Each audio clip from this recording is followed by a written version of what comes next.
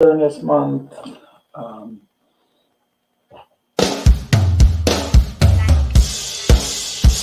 Come one, come all to learn and grow. Welcome to the Village Talk Show. Come one, come all to learn and grow. Welcome to the Village Talk Show. We discuss what people need to know, empowering them to learn and grow. We discuss what people need to know, empowering them to learn and grow. Give praises to Jehovah, from whom all blessing and knowledge will flow.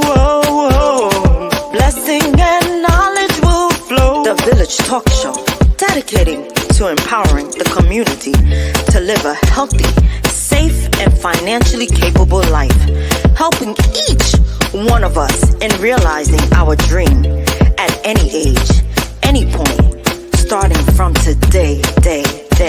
Success. Come one, come all to learn and grow. Welcome to the Village Talk Show. Come one, come all to learn and grow. Welcome to the Village Talk Show. We discuss what people need to know, empowering them to learn and grow. We discuss what people need to know, empowering them to learn and grow. Success is not spoken, it is done. Success is done. Come on now. The Village Talk Show. Talk Show. The Village Talk Show.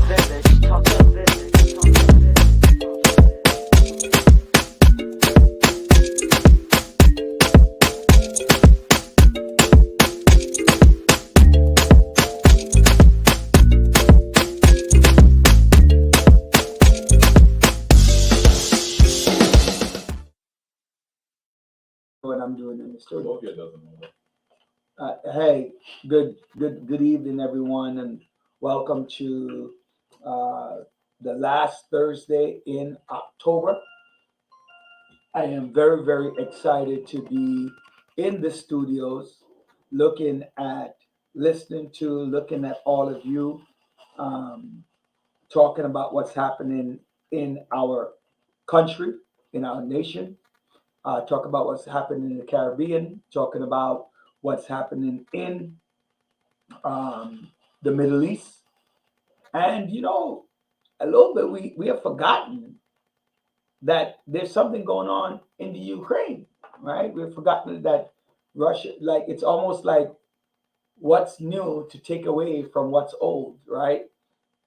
I always bring up this point where in 2005, when Bill Thompson was running for mayor of New York City, of right here in New York City, um, Al Sharpton talked about the unions neglecting Bill Thompson, saying that they're going for new broom and they're going for new friend and forgot about their old friends.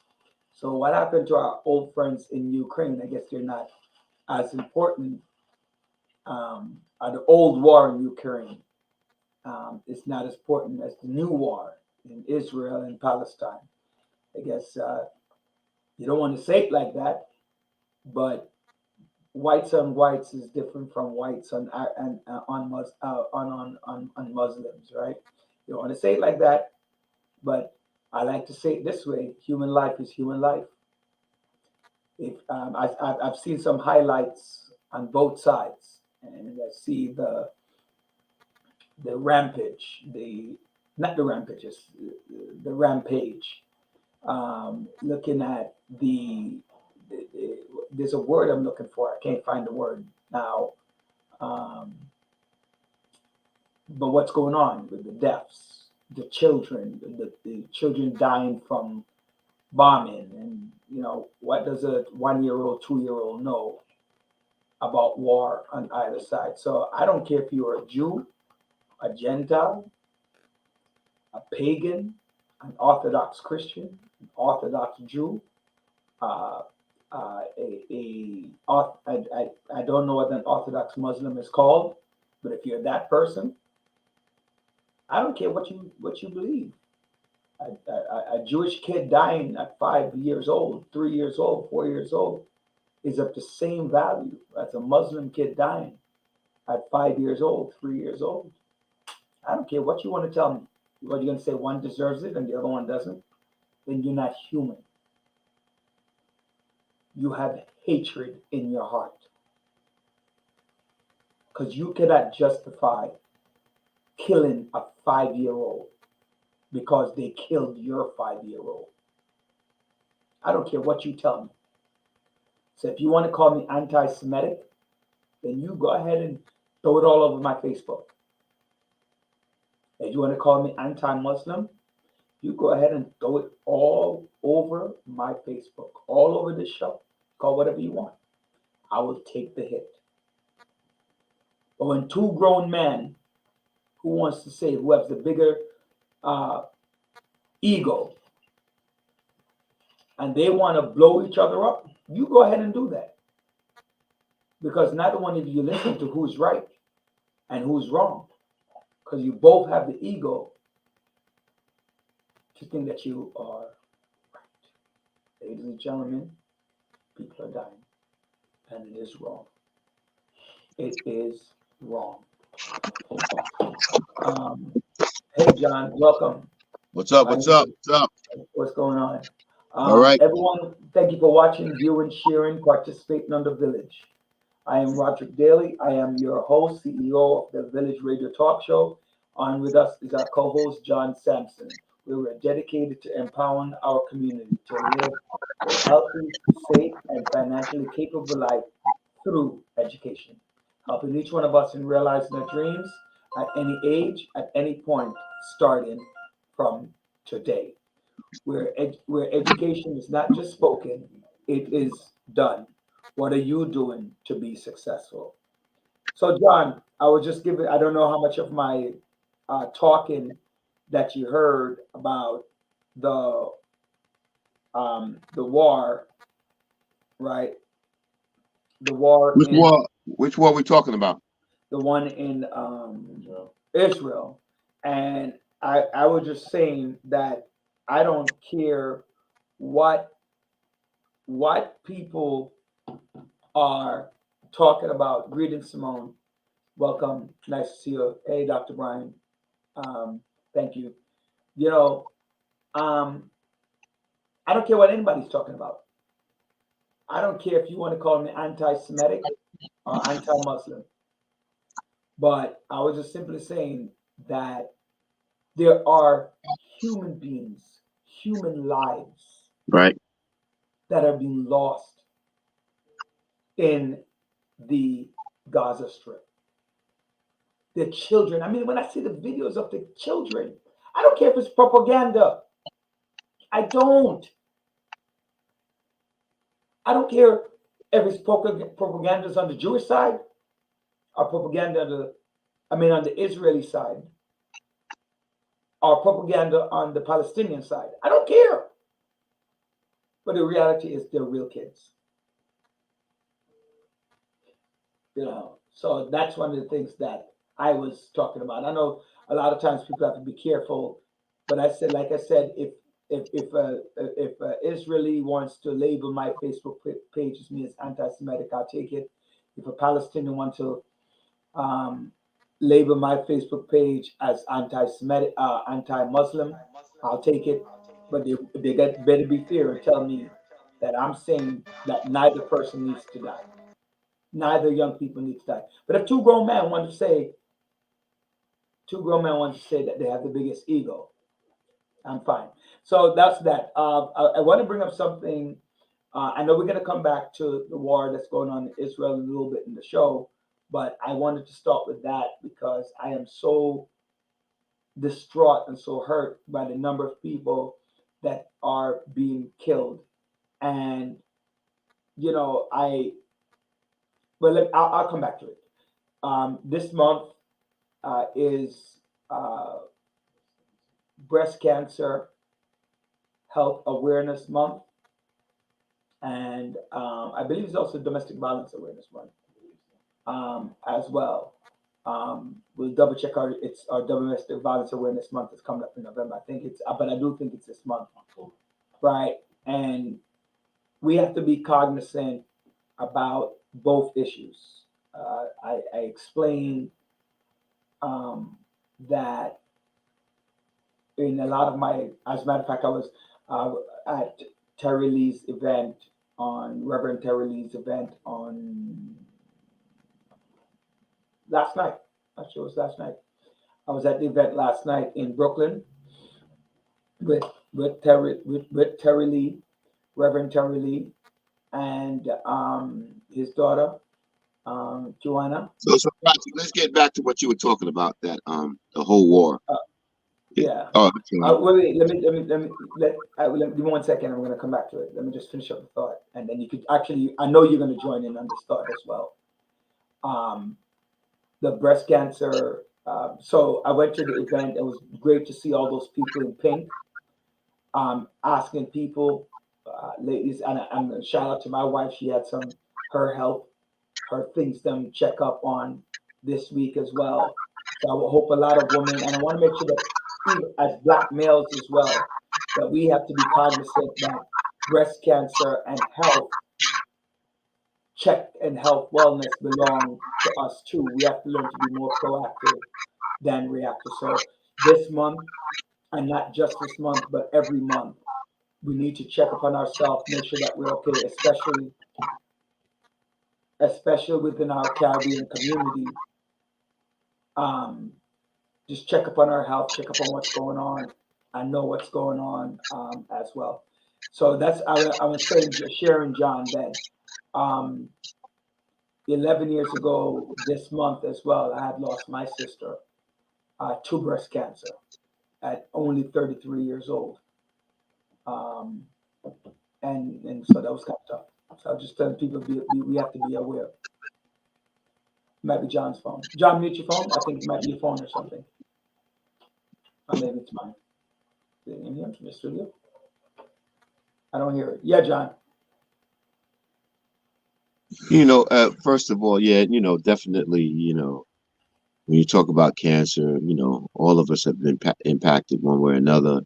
My mother succumbed to it, a couple of my family members. So this is something that, to all our listeners, please, pay attention to your body and the signs that it gives you, and just try to practice preventive medicine as much as possible. I'm guilty of not wanting to go to the doctor like everybody else, but at the end of the day, tomorrow is not promised to any one of us, but we just want to make sure we put ourselves in a position to maybe just live, maybe a couple of days more or whatever it is just by practicing preventive measure. And, getting back to first, I want to say happy birthday to my niece, Christy. Today's her birthday. Also, last week was my first niece's birthday, Ebony.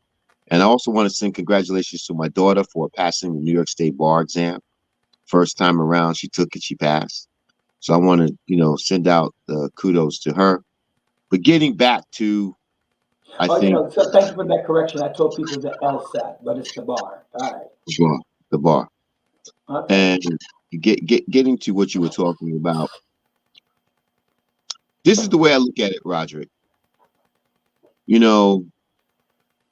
It's about just a moral issue. Irrespective of what happened in the past, it's the moral. This is morality right now. What Hamas did on October 7th was unspeakable. Totally. You have to call it what it is. This ignited what is going on and what's happening in Gaza at this point in time, where it's true, you have innocent Palestinians are going to be killed. Hamas is using them as shields. So did Israel have a right? Does it have a right to go and do what it is doing in the Gaza at this point in time? I would say yes. This was precipitated. We can talk about what happened in the past, the way the Israelis may have treated some of the Palestinians. And you know what? but at this, I'm not. If you want to look at it globally, yeah, we can look at it holistically.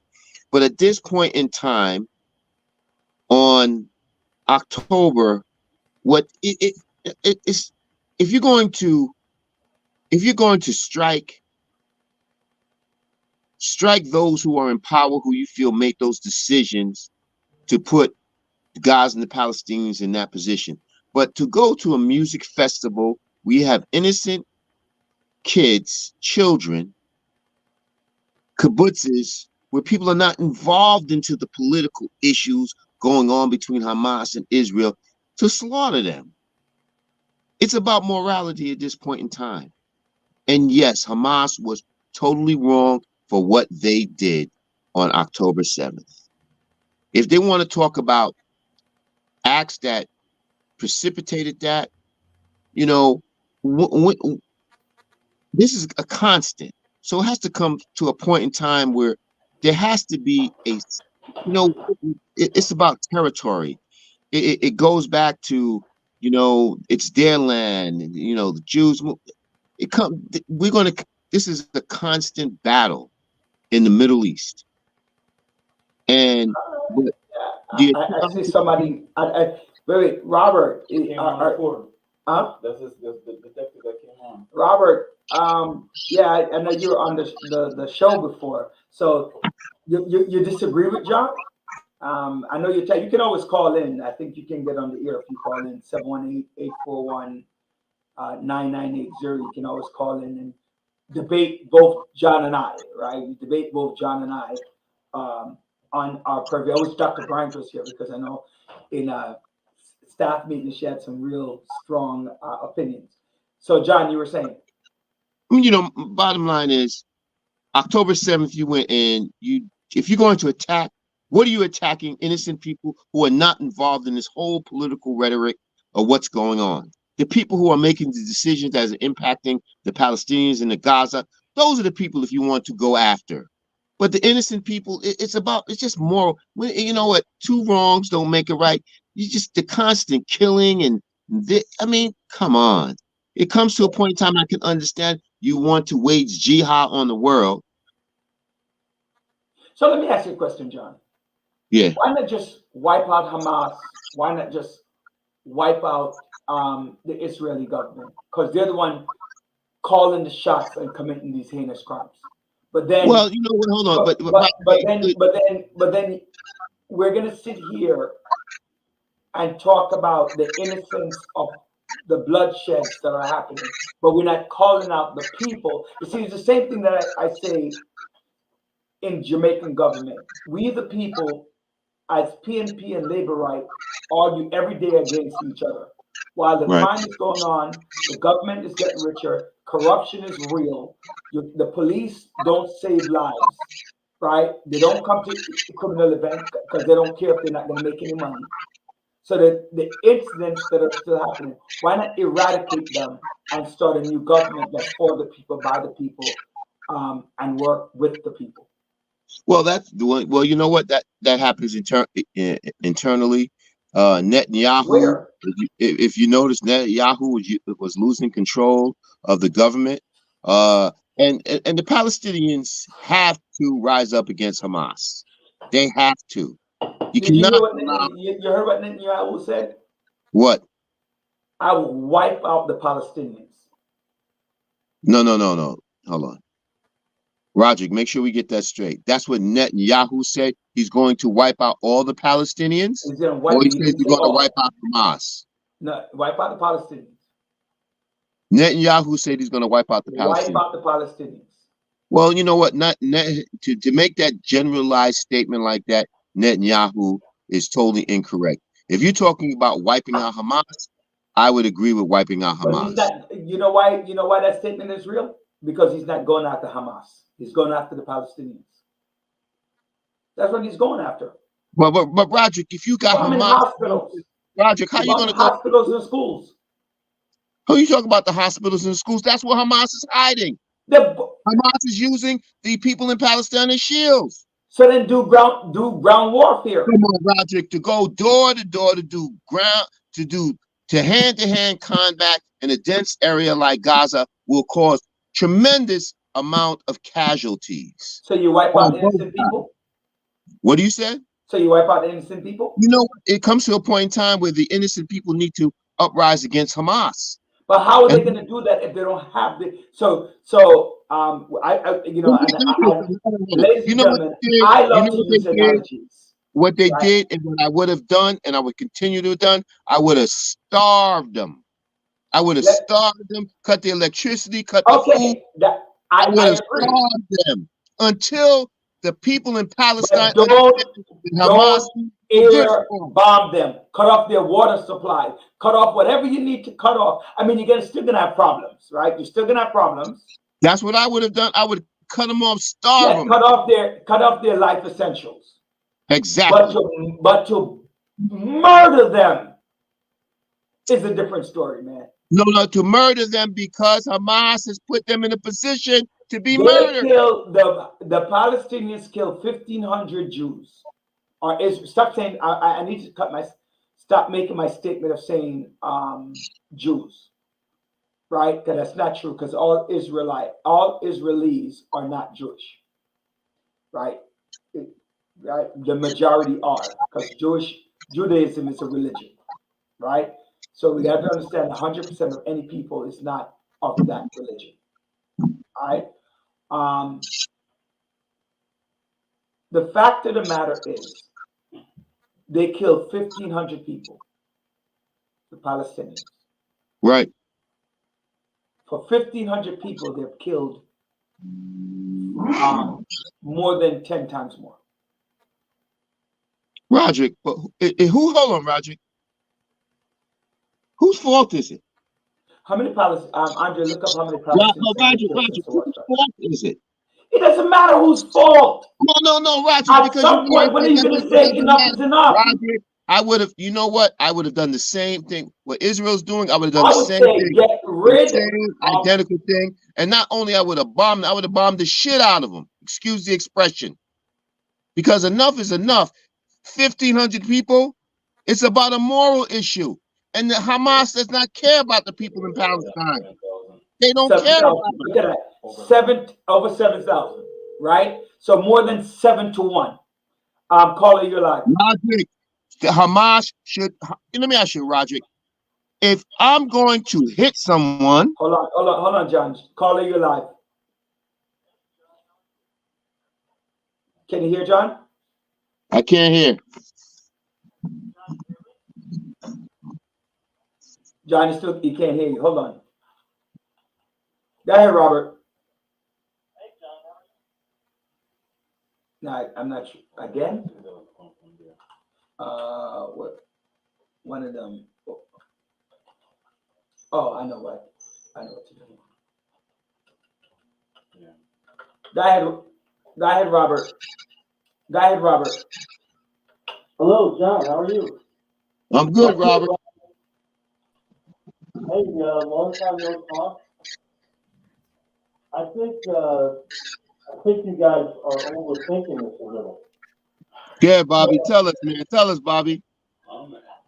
So basically, from my experience, what you have going on right now are two things.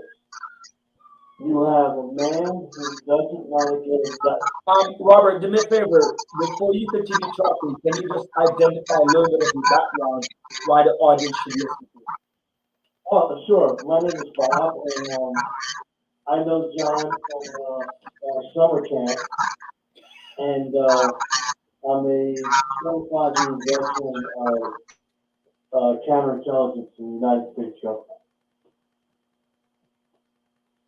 So, you guys there? Yeah, we're here. We're listening. Okay, so what you have is you have a man who's in power that doesn't want to lose that power because he's about to get indicted again for the 6th time in Netanyahu. I'm not talking about the other guy here. And he knew these attacks were going to occur and let them happen because the collateral damage to him doesn't mean anything it gives him an opportunity to put a W under his belt, to get a win, and eventually have his people turn around and love him again. So the fact that the United States intelligence told them that this was going to happen and they did nothing about it proves that point. That you can't tell me, after all the times I've worked with that intel agency and how good they are, that they missed something this huge. They don't miss anything. They didn't miss 9/11. They don't miss this. So this was a preempted,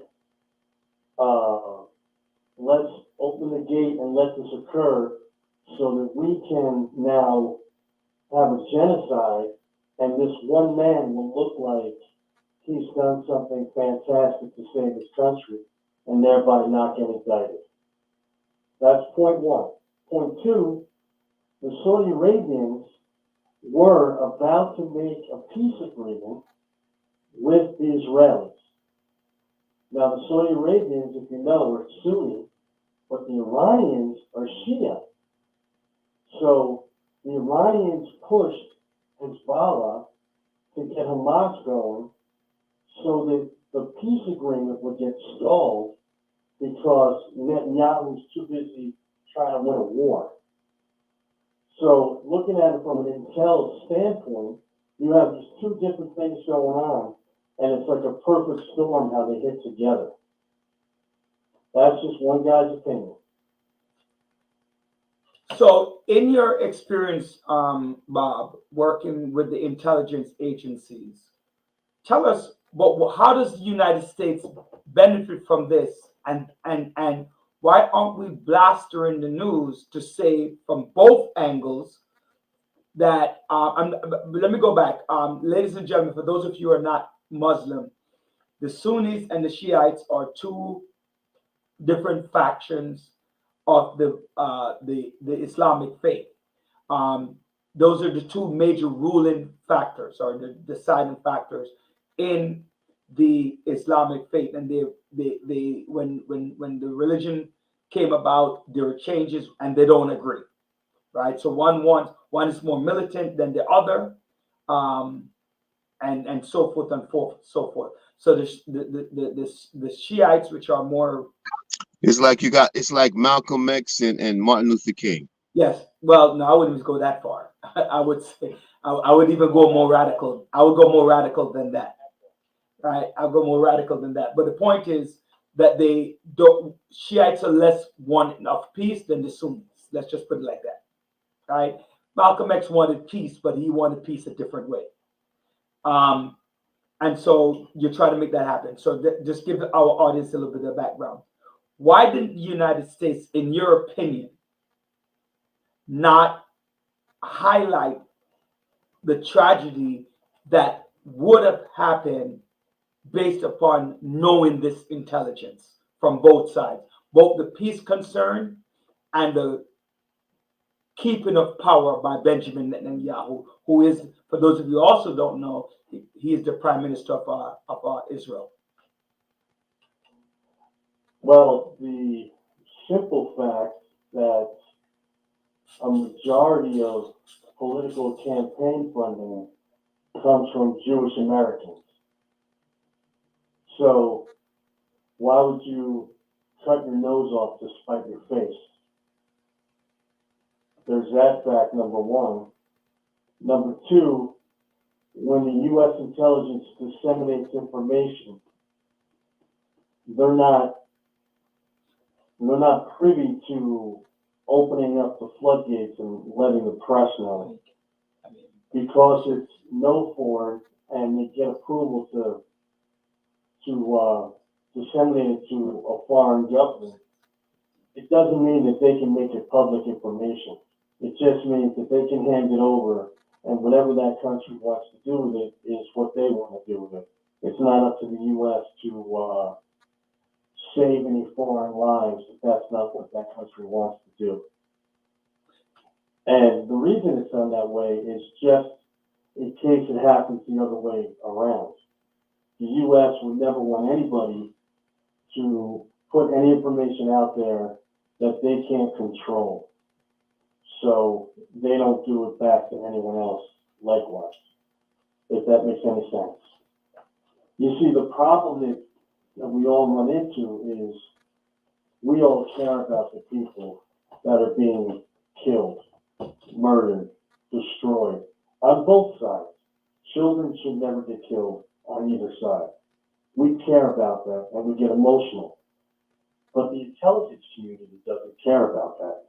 That's collateral damage. That's okay, as long as the goal is met. Because national security trumps everything in that world. You know, but Bob, let me, you know, I see your angle that you're talking about Netanyahu, because, you know, he is basically in, you know, persona non grata over there in Israel. So what better way to protect you, insulate yourself from that sort of climate by going to war, becoming the wartime prime minister, especially somebody, you know, hated as Hamas. But then, you know, if you're United States, you have to, Israel is an important piece in the Middle East and an ally. So you juxtapose that against the humanitarian aspect of what's going on in the Gaza. And how do you, if you're the United States, how do you deal with that? Because, you know, it's damned if you do, damned if you don't. You talk about the humanitarian aspects, but you still allow Israel to bomb and innocent people are being killed. But at the same time, Hamas has killed innocent people. How do you walk that tightrope? You know, but at some point in time, you have to allow Israel to protect itself. So how can you walk that tightrope if you can? Well, I mean, it's a great point. It's a great question. So what they're doing right now that's kind of brilliant is with every statement they make that talks about how we have to help Israel defend itself, in the next breath, the statement is, but we need to delay any ground war so that we can possibly find a peaceful solution and or save all the people that are being held hostage, plus the Palestinians that are standing at a gate waiting for the door to open so they can leave. So it's like a double threat. In one breath, you're going to say, we are here to support Israel, and in the next breath, you're going to say, but hopefully Israel will take a little longer so that possibly there's a peaceful solution and we can save all the people that are being held hostage. Now, what Hamas did, that's brilliant, is they release these captives, these prisoners, these hostages, with each country, not just the United States, but with Great Britain, with France, so that it forces those countries, those powers, to come back to Israel and say, hey, wait a minute, don't go in yet. See what they're doing? Now our interests are in play. They're letting out Americans, they're letting out French, they're letting out British. So it postpones everything. So if I was Hamas, I would be taking that time to load up those tunnels, to booby trap every single thing I possibly could, and to get ready for a ground attack, just like it was at Fallujah. And it'll be door to door, and it'll be brutal, and it'll be bloody. So that's the brilliant move that they did. They're making the U.S., France, Great Britain, and all the allies stall Israel. So one of the debates that we're having, Bob, and we're talking to Bob Lustig, former intelligence agency, counterterrorism person with the U.S. Government, and I think for more than 25 years. Right? And so let me ask you this question after we come back from commercial.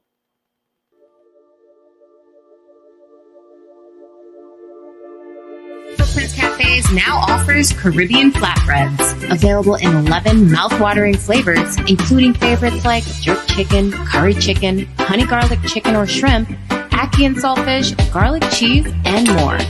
Our flatbreads are satisfying and can be enjoyed by the entire family. So make it a flatbread night at Footprints and enjoy the fusion of flavors. These flatbreads are so good, you might just have to fight for that last piece. Good thing there's plenty more where that came from. Get yours today from any of our Footprints locations. Want to enjoy your flatbread at home? Then order on Uber Eats and get it delivered right to your door. We'll see you there.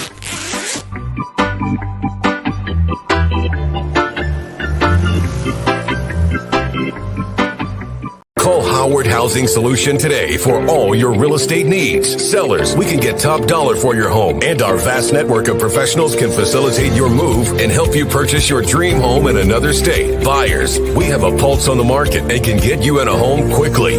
Property owners, we can manage your property efficiently and allow you peace of mind. So why wait? Call Howard Housing Solutions today at 646-825-5560 for your sale, purchase, or property management needs. Conveniently located in East New York, Brooklyn. You can come to us at 577 New Lots Avenue, Brooklyn, New York, or we can visit in the comfort of your home. Call Howard's Housing Solutions today at 646-825-5560. Howard Housing Solutions. Real estate simplified. Brought to you by the Grace Family Adult Social Daycare. Where adults, seniors can come out, enjoy themselves on a regular basis. We're going to be open every Tuesday and Thursday from 10 to 2. We're here in the evenings every Thursday evening. We're here. So Thursday, we're going to be here all day for you to come out and check out the site, check out the venue, ask questions. Where adults can come out. We're actually here now. If you want to come by and come check out the space with any seniors. 1330 Utica Avenue, at the corner of Foster, right between the medical center and the mechanic shop. So right there, you'll find the Grace Family Adult Social Daycare. For information, call 347-962-7168. Again, make sure that I give out that right number, 646-504-5778, or 347-962-7168, right? Send an email to gracefamilyadult@gmail.com or check out their website at Grace Family Adult ASD Care. GraceFamilyASDCare.com. Please come and ask any questions that you might have. Have a great evening. So, Robert, my question to you is going back to the concern. Simone is bringing that point up as well. In the end, it is the children that I feel the most for. Gaza is known for 40% children. So my response, my question to you, even with all of the counterterrorism, didn't the Israelis or the Palestinians, 1,500 versus over 7,000, those numbers don't add up. They, with all the intelligence in the world, they couldn't get a backlash of what was happening and what that effect could be on the war. You know what's interesting about that? People from New York went down during that week to go and learn about their intelligence system.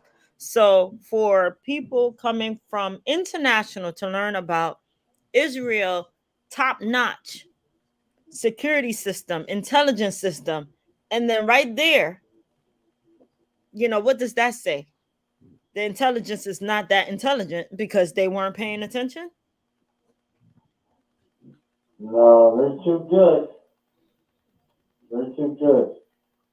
It's a three-dimensional chess game. And we're looking at the second level, and regular people are looking at the top level. but the real game is played at the third level.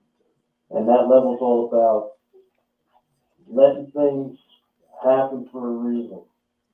And you got a man who is very similar to the man that we had not too long ago, in the fact that he's narcissistic and doesn't care about life or death of innocent people. So the belief that, you know, the greatest intelligence service in the world You can talk maximum. is just, you know, in my opinion. No, don't lock it. And I worked with them. Don't lock it. They're coming in to play down. Don't lock anything. So Oh. it just, you know, the only thing is, now that it's taken, you know, so long for the quote unquote ground war, what we might be looking at is the same thing that happened to Custer. Not to compare it to, you know, our situation here in the United States, but Custer had an opportunity. The 7th Cavalry was going to lay railroad tracks into Little Bighorn and load up Gatling guns, but Custer was too much of a narcissist and wanted one last cavalry victory. But it took too long, and it gave Citadel enough time to set up, hence the massacre.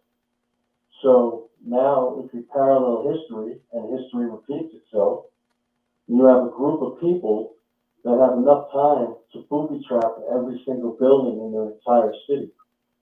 And now you're going to have a ground force come in, and we hear about how great their military is, but they're made up of young kids that only served 2 years. Right. It's not as great as people think, and it's going to be a bloodbath. Just my opinion. Well, I have another question. One have an army, the other one doesn't. Hamas is not really an army. You know, they're a terrorist group, but you're putting. But you're forgetting that the MOIS, which is the Iranian intelligence service, is backing Hezbollah, and Hezbollah's in there right now helping Hamas. And Hezbollah is probably one of the best paramilitary units that ever existed. So there's that to consider.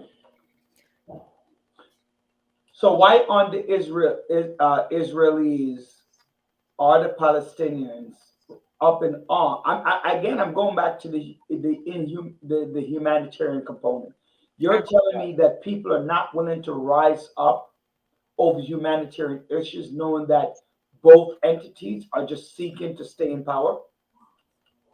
Well, you see, there is a faction of the Israelis that are, you know, blaming Netanyahu and are trying to stop all this. Matter of fact, if you look into the whole festival, the festival itself was a pro-Palestinian Israeli-led festival. It was like a Woodstock in honor of Palestinian freedom. So it was like the youth of Israel having like a festival / protest to say that, you know, we want to move on and we want to live, we want to coexist. And that's the irony, is it was, you know, a benefit for Palestine, yet they were attacked by Hamas. And you have to make a clear distinction. The Palestinians are not Hamas. As a matter of fact, the Palestinians are also starting to come out and say things like, we're standing at the gate to go into Egypt, and Hamas won't let it open. Yep. And Hamas is going to use them as human shields, and Hamas is going to set up in their schools, going to set up in their mosques, going to set up in their homes, because that's what a guerrilla warfare would do. And that's what this is going to be. It's going to be guerrilla warfare. It's going to be Mogadishu. It's going to be Fadoush. It's going to be a massacre. It's going to be a bloodbath. it's not going to be casual. Yeah, That's exactly what's happening.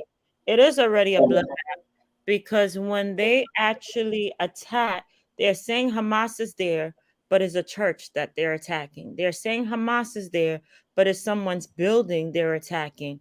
So I don't know about the intelligence. I know they hide out or whatever, but whatever intelligence they have is innocent individuals that's dying at the expense of, oh, we thought Hamas was there. That's the problem with that. And I understand everyone saying that there were Israel, the innocent people who actually are dying. Who's with them? That's the question. Listen, I agree. I agree. It's this. Who's with No. them? They didn't ask for war. They just wanted to live. And unfortunately, they got stuck. It's like the United States being hijacked by terrorists. But guess what? The terrorists are attacking other countries.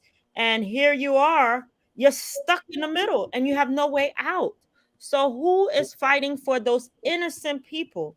Because not everybody from Palestine is Hamas. Not at all. The babies have nothing to do. The hospitals, the sick people are not part of that.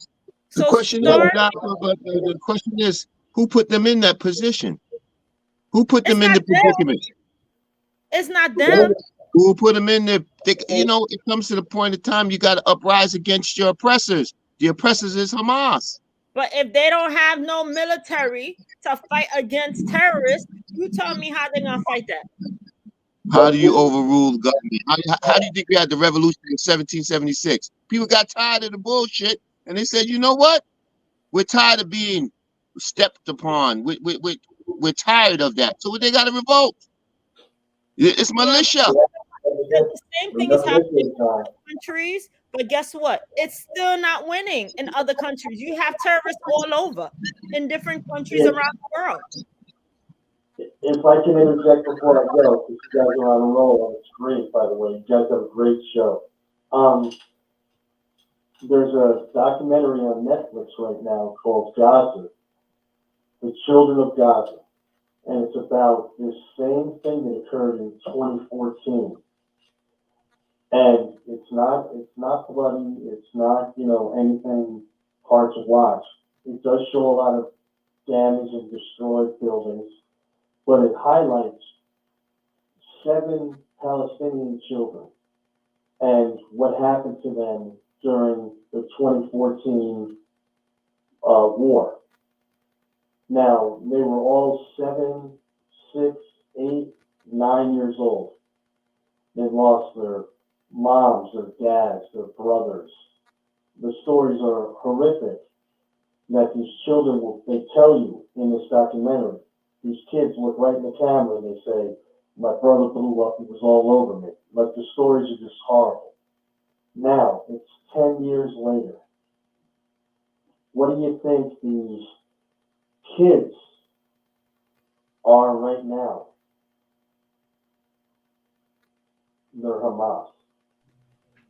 The problem is, this has been going on so long that the cycle keeps repeating itself, and because of the destruction that the Israelis continue to do to these people, they're breeding the next generation of terrorists.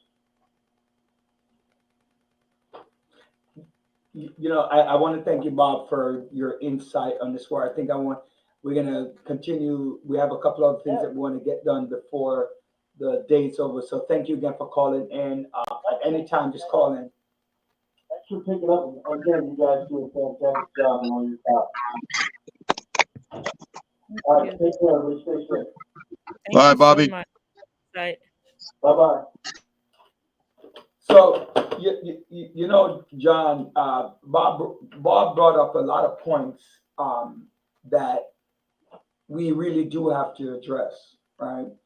But it still goes back. I was watching a commentary today on CNN, and CNN brought up this reporter that was given a report on one station, and then 12 members of his family were killed. He's Palestinian. He's a Palestinian, and these are Palestinians. And he's bringing what's going on with the war. I hear it a lot in our West Indian culture. And I don't like it when I hear it in our West Indian culture, and I don't like it now when I hear it now. Which is, you blew up my brother and my sister. I need to blow you up. And it comes to a vicious cycle. When does the cycle stop? And like Bob said, he brought up a good point. We're looking, Netanyahu is looking into staying into power, which I believe. I believe that is true. The Shiites are looking to continue to create conflict against the West. So what better way than to keep Hamas in power? Why can't we see through the hogwash? And I'm not going to use John's words. Why can't we see through the hogwash and say this is not good and it doesn't create sustainability in the Middle East? Let's start with Dr. Brian first. Why can't repeat it again? Why can't they look through the hogwash and create sustainability?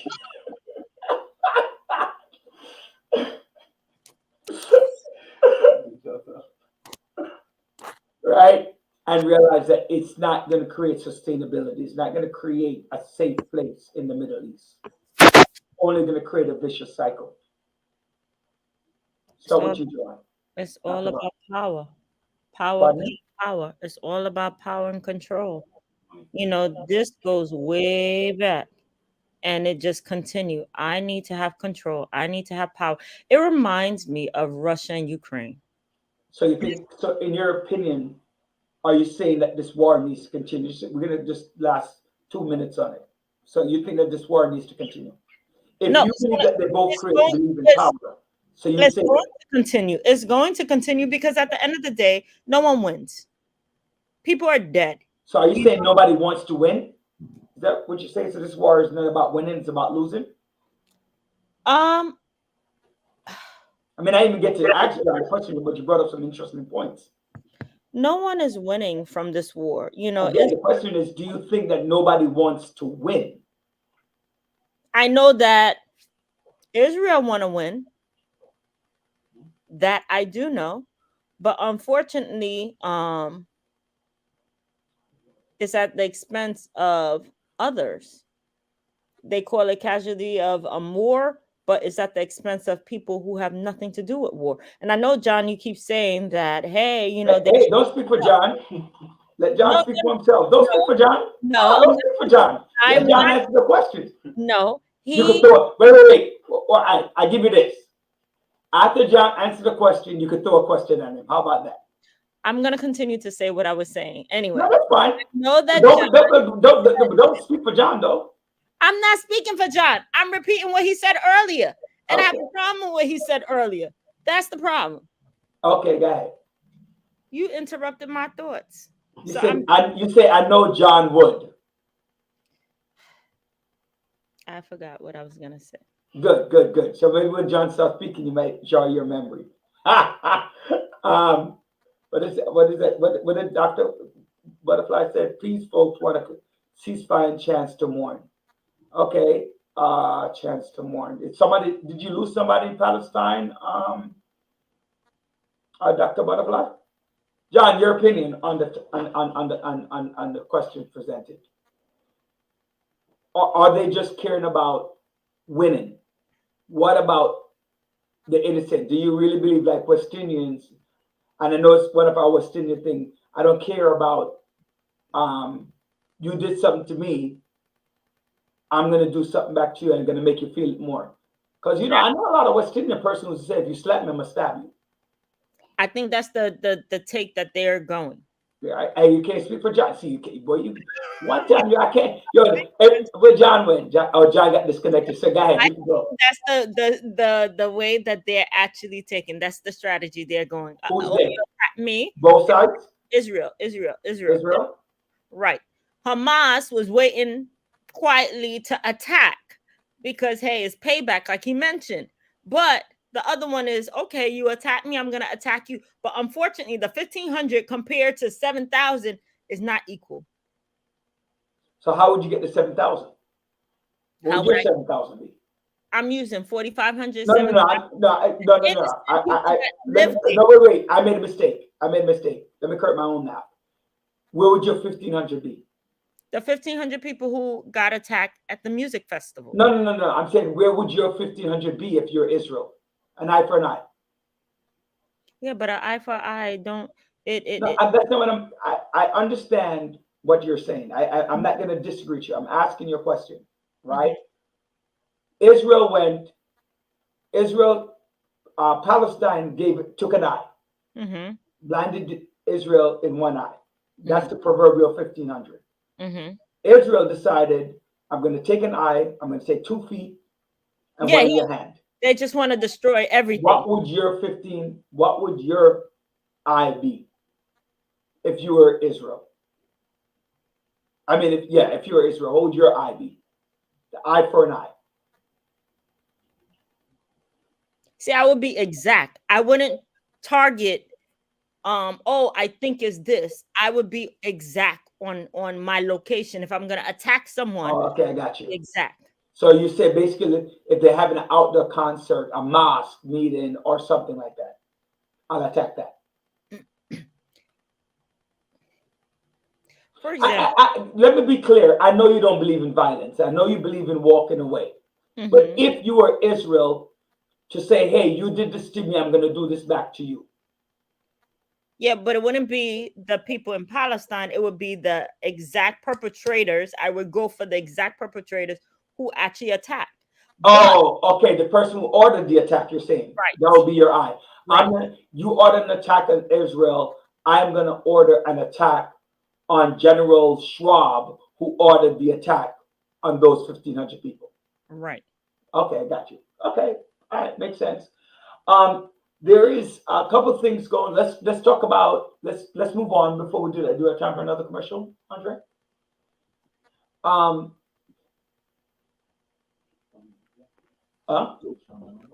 okay. Let's do another commercial. We have. I guess we have to run a commercial a couple of times, guys. Hopefully, I get it right this time. Call Howard Housing Solution today for all your real estate needs. Sellers, we can get top dollar for your home, and our vast network of professionals can facilitate your move and help you purchase your dream home in another state. Buyers, we have a pulse on the market and can get you in a home quickly.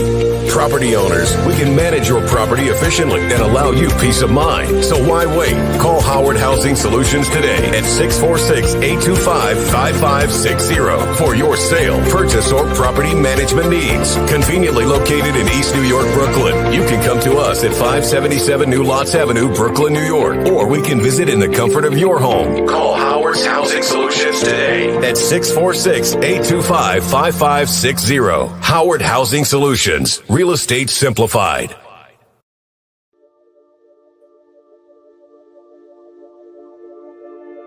Footprints Cafes now offers Caribbean flatbreads, available in 11 mouth-watering flavors, including favorites like jerk chicken, curry chicken, honey garlic chicken or shrimp, ackee and saltfish, garlic cheese, and more.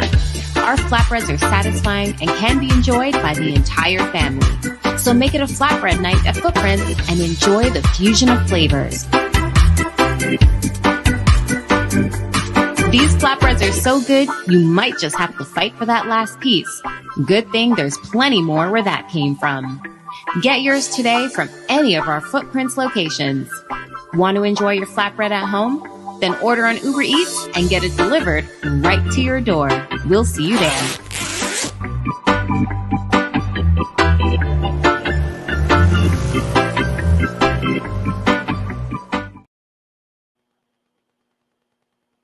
Good afternoon, ladies and gentlemen. Right, just want to remind you about the adult social daycare right here at 1330 Utica Avenue in Brooklyn. Come out, get some food with these adults. Come enjoy your time with your adults. It's a free program once they're qualified for Medicaid. But over the next couple of weeks, it's going to be free. Just come out and enjoy yourself. Contact Grace Family Adult at gmail.com or www.gracefamilyadultasdcare.com. Contacts, you can call 646-504-5778 or 347-962-7168 for any information. Again, for the adults, you'll have a myriad of games that they could come out.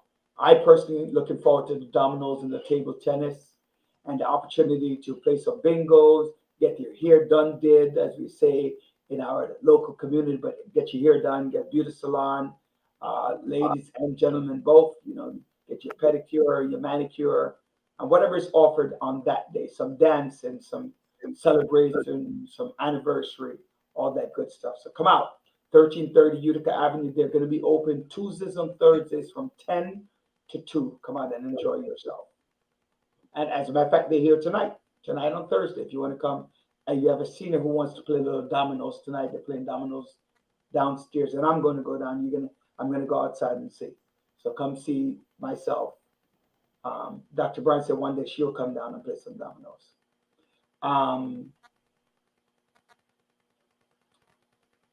Dr. Black Butterfly, I for an eye lead to extinction. I thought we were smarter than this. Solution driven, we should remain. All right. I'm going to tell you that that's not, I got the typo. I saw you the second text with the typo. That's not realistic. When you say solutions driven, we should, I'm going to use the word, I'm going to change your supportive verb to must remain. Right? The reality of the situation is that people don't think about survival. They think about getting even. They think about revenge. That's what they think about. You hurt my brother, I need to hurt your sister. You ever watch the Kung Fu movies or the Mafia movies? They just don't want to kill someone. You killed their brother. And the brother was wrong for killing his brother. Right? Because the brother raped his sister. But they don't care that the brother raped the sister. They care that you killed their brother. And they want to take out the sister who was raped. They want to take out the brother that raped, that killed the brother, his mother, his children, because they want to send a message. And it continues for war. Because whoever has the biggest shoes, or whoever thinks they have the biggest shoes, right, is going to want to show that I can step all over you. So the reality of the situation is that they don't care about remaining because they think that they're going to remain and they're going to wipe you out. So how do you fix that? Right? And so that led to some of the problem. There's an issue going on in Maine with the murderer. Can you look that up? Right? So that's one of the issues that we have to look into when we think about the conversation around eye for an eye. When we talk about eye for an eye and tooth for a tooth, right? Because it doesn't always happen the way that we think it's going to happen. So and we have college students all across the United States, by the way, who are walking out to protest this war. And you know what I love about college students? Those young people, right? Those young people, they're the one that make the most changes, in our country, in our land. Because the folks at my age, we're too busy with our lives. Many of us are too busy with our lives to really affect change. We believe in change, we want change, but we're too busy with our lives to create change. It's the young people, the college people. Maybe we spend too much money sending them to college. That's too much time on their hands, right? And our seniors are set in their ways, right? Our seniors are set in their ways about issues relating to what's going on. It's not there. What's going on in our country. That's right? true. And so that is an issue within itself. I agree with Dr. Black Budafield.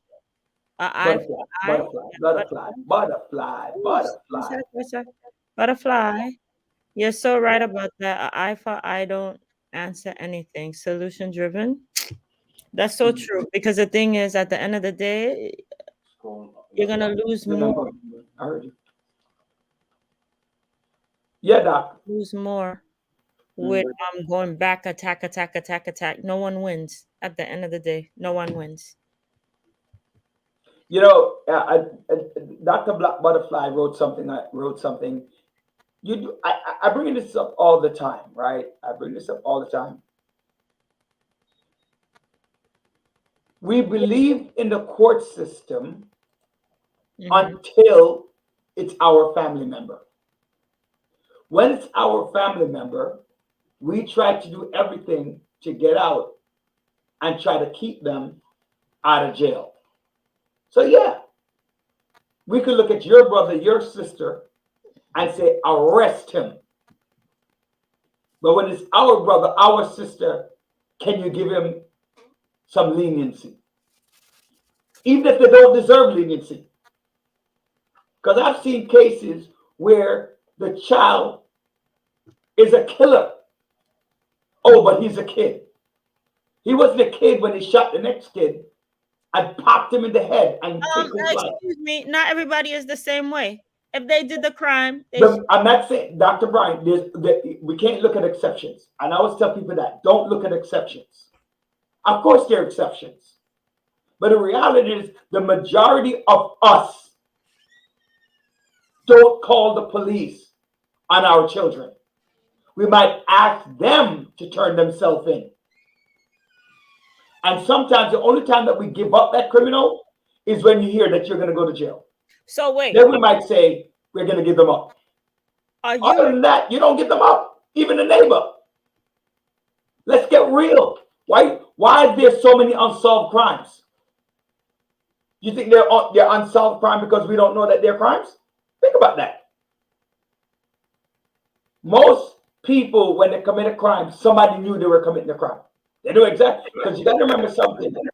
It is very rare when crimes generally happen, especially violent crimes, by somebody you know.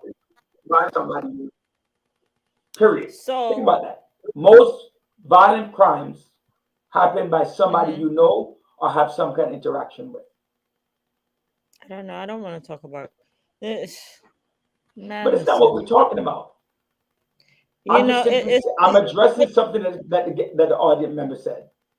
You know what? I'm gonna be honest with you. For example, the guy who ended up shooting the 20-something people, he's he is Which guy?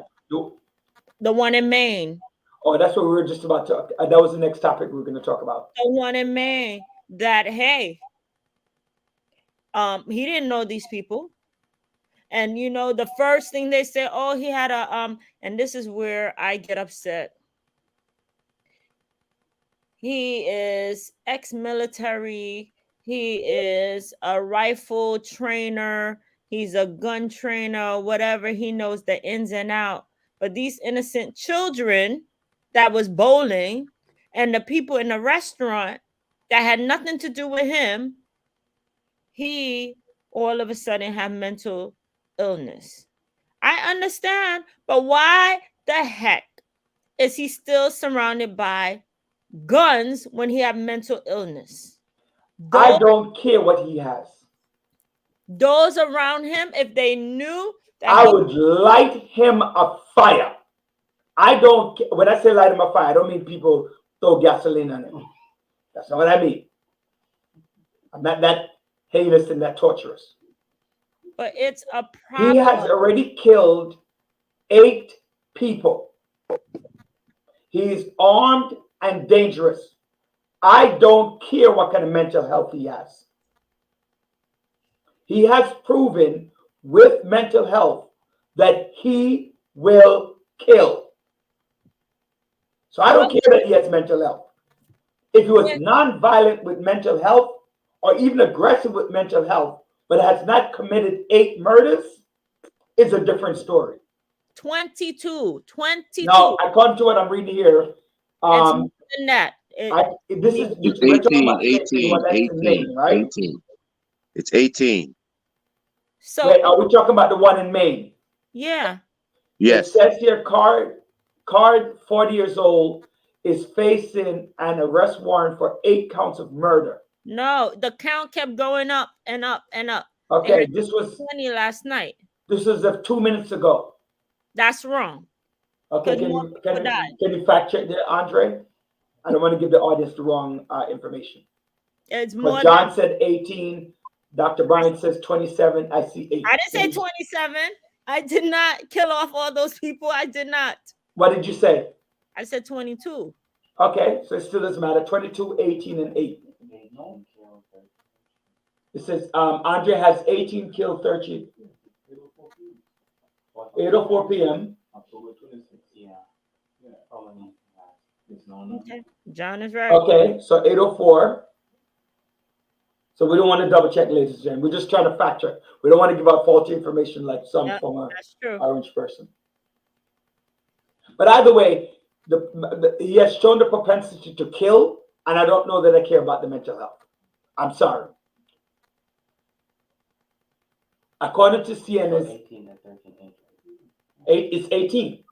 Okay, so this says 8, so this has to be checked. All right, so John is right. It's 18 killed and 13 injured as of 8:04 p.m. Right here. 8 counts of murder. He's facing that. That's what he's facing. But it's 18 there, but he's facing those counts. Oh, okay. I didn't say that. But I mean that would be my argument, Dr. Brian. I don't care about mental health at this point, to be very honest with you. But going back to what I'm saying, they're searching his house, right? You're gonna tell me that somebody he knew didn't have conversation with him to say that he was interested in killing people? The amount of guns that he was having, he didn't know. So you're gonna say that he was a recluse and nobody knew nothing? I mean, guns are legal in Maine, right? And they were very clear that they don't have the town of 36,000 people that this thing happened in, right? The town of 36,000, there are no murders. So even though guns are legal, right, in this town, so we can't say this is why you should not have legal guns, because it didn't happen in this town. Oh, I got you, Frank. Okay, thanks. All right, Frank, I got you. I believe he was only charged with 8 counts because some bodies were not yet to be identified. Right. Got That's you. what I was saying. So it's 8 counts is different. Because I guess charges are pending. They didn't say that charges were pending. He's still missing, right? Yeah, he's still missing. So Andre was right. No, you were both right because right now everything else is alleged. Yeah, I'm watching the updates as it goes and making sure. America is watching, but thank you, Frank, for the update. Frank we're looking forward, Frank, for your boss to come on. Hopefully everything is okay as your time is going by us, and hopefully everything will be okay. The other big news in America, until our guest comes on, who is this guy, John? Mike Johnson. And he seems like the real Republican deal. And by the way, just for the record, some of the things he's saying, I'm not too disagreeing with, man. That's my Republican side. That is my Republican side, and I'm agreeing with some of the stuff. I think, I mean, it's one thing to be a member, and it's another thing to be a leader. He was always a member, but now he has to lead because nobody else can get the votes. Right? No. There's nothing wrong. But the whole point was he was a member, but now he's a leader. Now he has to walk the tightrope. There's certain things that his beliefs and his ideology, he does not want to compromise them, but he's going to have to look at them in a broader spectrum, in a broader aspect, in a wider spectrum. So what he's going to be guided by are his principles, but at the same time, those principles are going to be stretched to really even think about bipartisanship between the Republicans and the Democrats.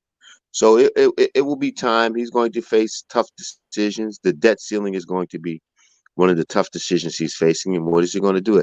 Is he going to listen to them and allow the government to shut down? That's going to be interesting.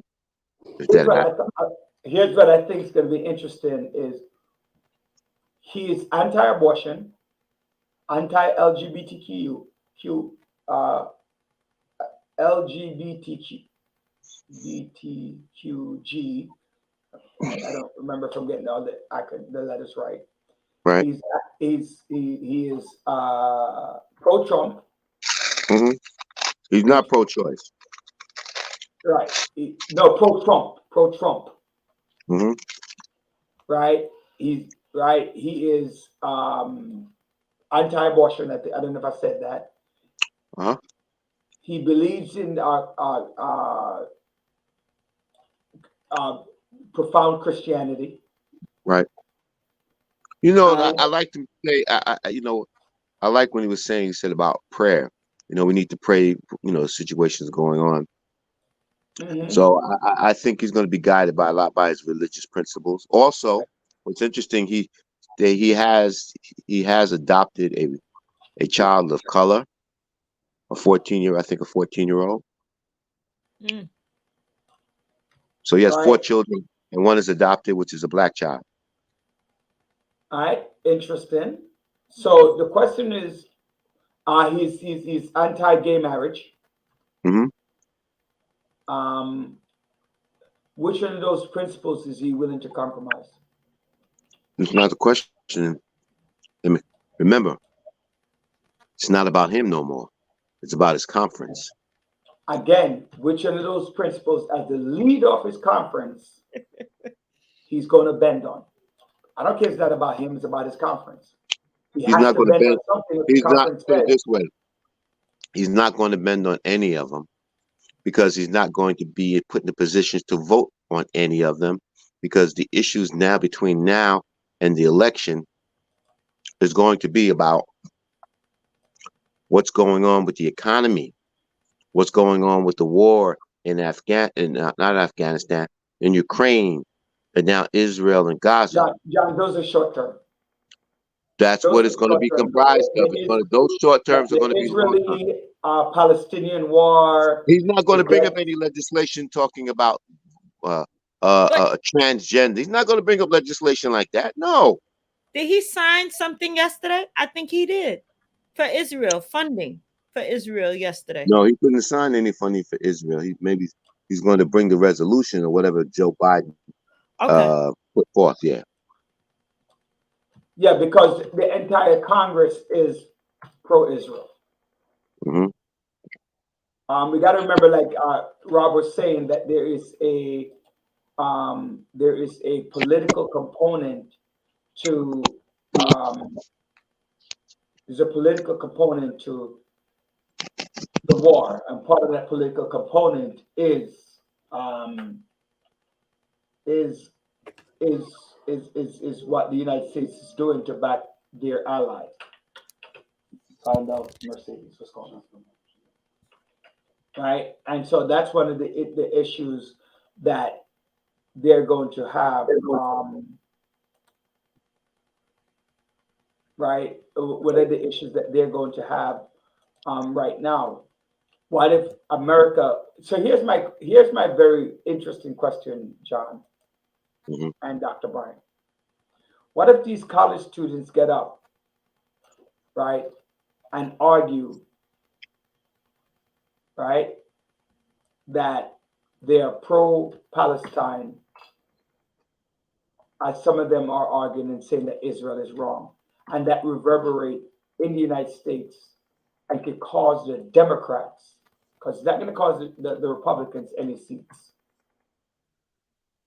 and cause the Democrats who are voting in favor of Israel can cause them some seats. What happens then? That's not going to happen. Sorry. Again, many people, right? Many people are pro-Palestine, as is happening across the wave in the United States. So it's not that it's not going to happen. It can. It's not going to happen. Okay. All right. No problem. That's what you say. Our guest is here. Let's bring her on. Council member. Yes. Hey! Hi, how are you, everybody? Hello. You know, welcome back to the village. Yes, I'm happy to be here. Happy to be with you. You know, yeah. Dr. Brian has her favorite questions. I'm just gonna let her ask it, though I don't want her to. I'm just gonna. Oh no! You can take the. You can take. No, I'm not gonna take your question from you. You guys can ask a question. Oh my goodness. How are you? I am blessed and alive. They're running me around. That's all. I just leave the village meeting to come to the village show. I'm all around the village. It takes a village. That is Hi, true. bro. Why you don't say anything to your sister? I'm just waiting for the finish. That's all. We're waiting for Dr. Brian. You know, it's her favorite question. He always wants me to ask for you to introduce yourself to our. Well, she introduces herself all the time. She's a regular on the show. That is true, but that's what Roderick wants. So. Let's get to what's going on in the district. What's happening? What's going on in City Council? Bro, you asked me to introduce myself. Right? We know who you are. I want to know what's going on. My name is Mercedes Narcisse, and I represent the 46th district that cover Canarsie, Flatland, Georgetown, Bergen Beach, Mill Basin, Mill Island, Marine Park, Garrison Beach, and Shipshead Bay. I have the pleasure to have one of the largest districts in the city of New York. And what's going on? It's just I've been working hard. And I tell everyone that's the first time in my life I'm not doing 3-4 jobs. I'm only taking care of the business of New York City, the 46th district, because I had to raise my kids, work 3 jobs, run a business. Now they're all graduated from college. I am free, alas, and now I can work for everybody else. So wait, are you saying that your typical West Indian person have multiple jobs? Is that what I just heard you say? That's right. My bro knows that. Is that what I heard you say? Registered nurse, Narcisse? Is that what I heard? Like you're registered. That's right. Nurse? So that's right. So you're a registered nurse. You're a city council. You have a business. You have your mother. Yes. 4. Oh my gosh! And some of these lazy West Indians out here won't talk about complaining that they won't even do 1 job. Look at them. Look at them. Yeah, 4 jobs, right? Yeah. At last, I'm not doing that. Now I'm committed to be a city council to represent the 46th district. That's my job now. All right. So I'm going to ask you a tough question to start with. You represent a district that's very mixed. You know, one of the most mixed district in New York City, with a large Muslim population and a large Jewish population, um, are large Palestinian sympathizers and a large Jewish Israel sympathizers. Have you noticed any uproar or any reverberation of what's happening in the Gaza Strip in your district? In my district, to tell you honestly, it's very peaceful district. Yeah. We acknowledge everyone. We realize what's going on in the Middle East. It's different here. We are people that travel from far to be here, and we recognize that we have to live with our brothers and sisters and I respect each like other. And wherever that I go, that's I the like message the that fact I that you send out. brought We the have to topic respect up each today. other. Hold We on. On this one. Roderick, we're hearing you, and I can't hear Councilwoman. So please, go ahead, Councilwoman. We apologize for his rudeness.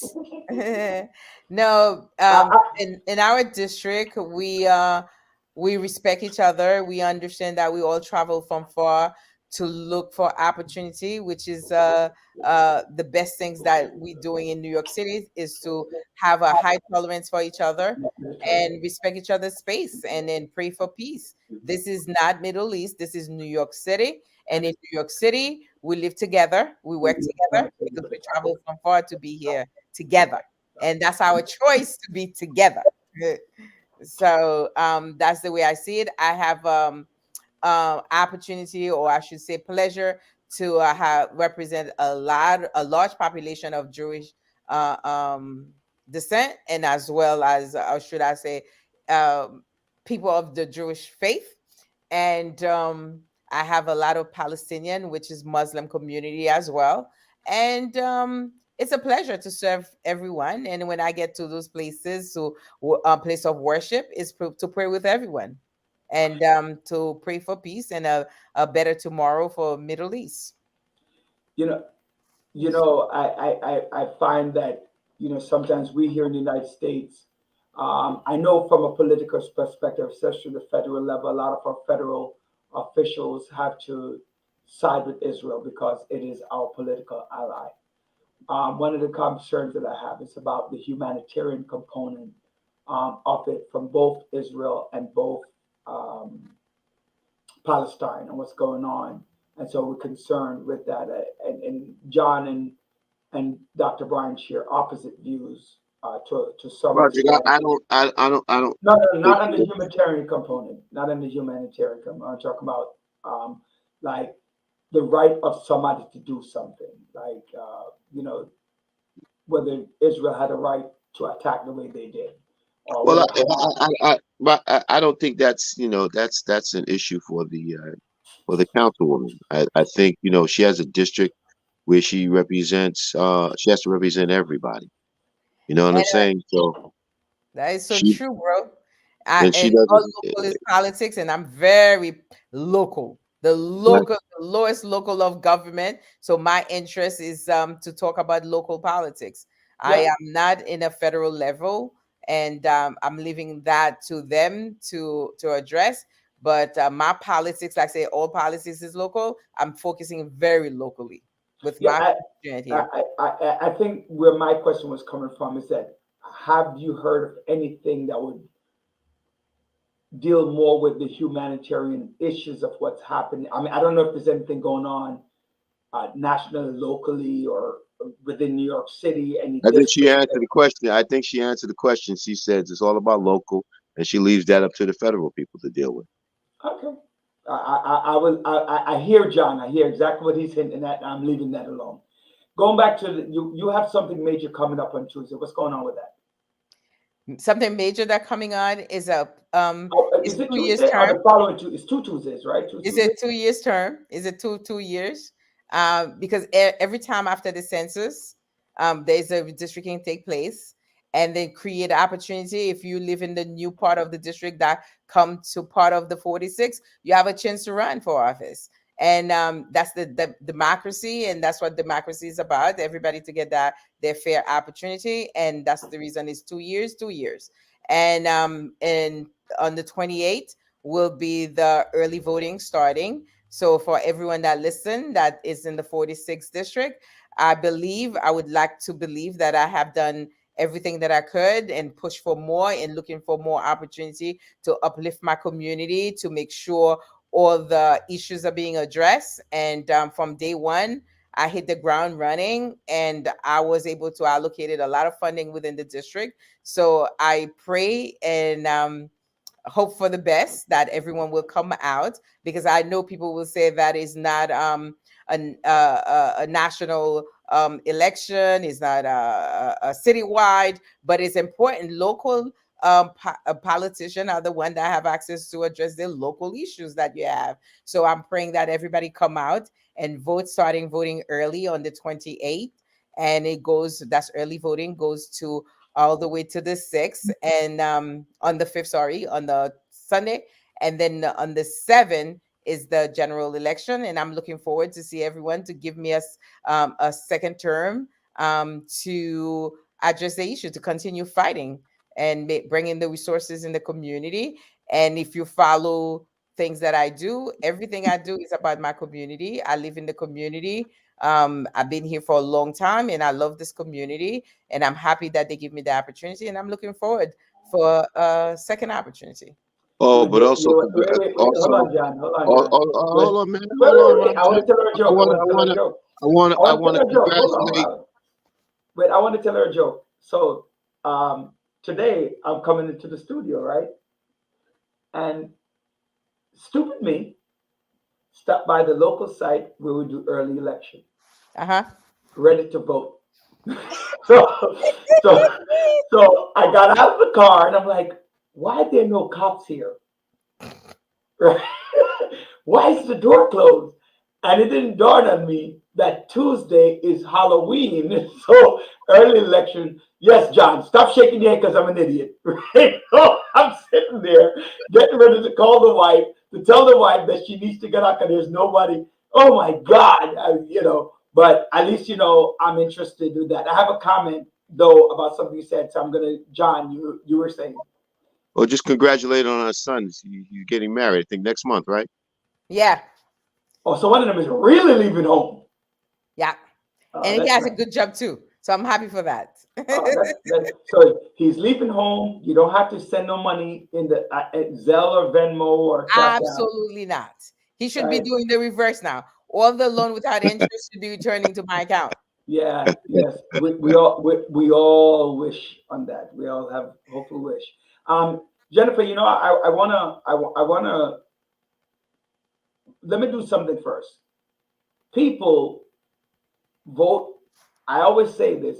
People always want to vote for the people who represent them the furthest, right? So I want to get up on every 4 years and go vote for the President of the United States. You have never seen the President of the United States of America. Never. The average person, I would say, of the 300-something thousand people that you represent, I would say maybe 10 of them have seen the President of the United States, maybe 20. But I would say of the 300-something thousand people that you represent, if 300-something thousand people want to see you, your office is on Flatlands and Ralph Avenue. You can literally just walk in and say, hey, I want to see my city council member. Why don't people understand? Is it because you're so accessible? Why they don't want to come out and vote? What is the rationale? Is it the prestige? Tell people why. I know you kind of touched on it, but as you can hear, I'm angered by it. Tell the people why it's far more important for them to vote for city council than it is to vote for the President of the United States. I'm not saying it's not important. Don't get me wrong, people. Don't misquote me. But why is it far more important to vote in the primaries and for these off-year elections? Why are they so important?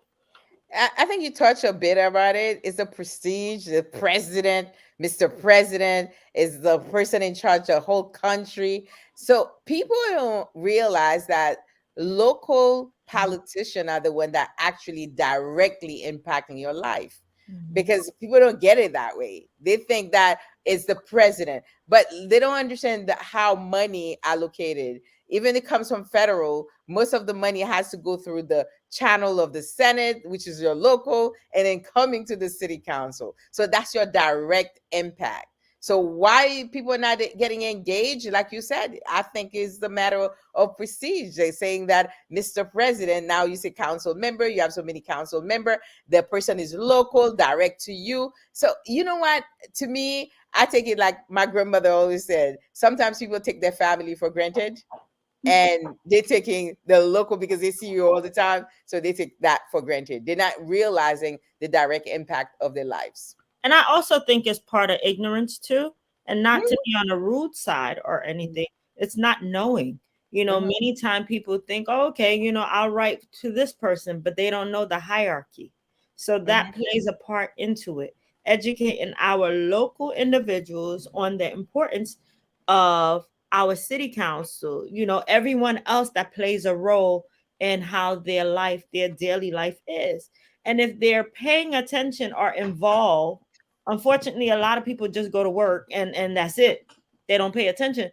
But you're involved in a lot of things in schools, like you're in every single school in the district that you represent, or you'll see, you're in this meeting or that meeting or whatever. So if people are paying attention and they have time to pause, then they'll see that, oh, okay, I've noticed this face around or whatever. So it's being ignorant to not understanding, not taking the opportunity to recognize what's happening. So yeah, you have a point there, because the minute I got elected, the first thing I had to do is to make sure that I meet every principal in my school building and every superintendent, and then talk to the teachers, and then make my business to go in front of the school to talk to the parents. And talk to the children as well to see what they want. I love talking to them, because you'll be surprised the ideas that they share with you when you listen to them.